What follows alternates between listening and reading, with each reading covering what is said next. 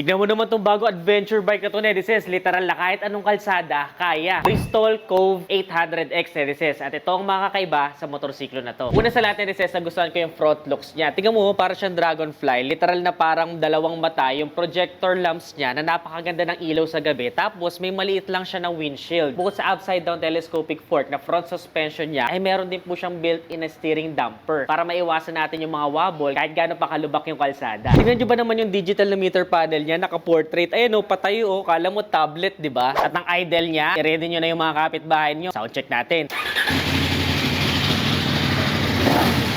Woo! Abot pala to kahit ang mga short riders, 2-cylinder, dual overhead cam, 8 valves, liquid cooled, 75 degrees, crankshaft, 799cc, 6-speed manual transmission, 71 kilowatts of max power, and 80 newton meters of maximum torque. Tignan mo naman kung gaano kalaki yung kanyang tangke. 21.3 kilometers per liter, 183 kilograms lang. Meron na siyang built-in na crash guard sa unahan at saka built-in naman na bracket. Naka-dual sport tires, Rayos rim, double disc at na-off po yung kanyang TCS at saka ABS. Para pwede kayo mag-power skidding kapag nag-e-enjoy kayo sa mga track. Literal na pwedeng ipang off-road. 598,800 pesos. Pero kung ika-cash mo, 578,800 na lang siya. Pwede nyo siya i-visit sa any Bristol branches nationwide. Nagustuhan nyo ba ang motorsiklo na to? Anong masasabi nyo sa kanya?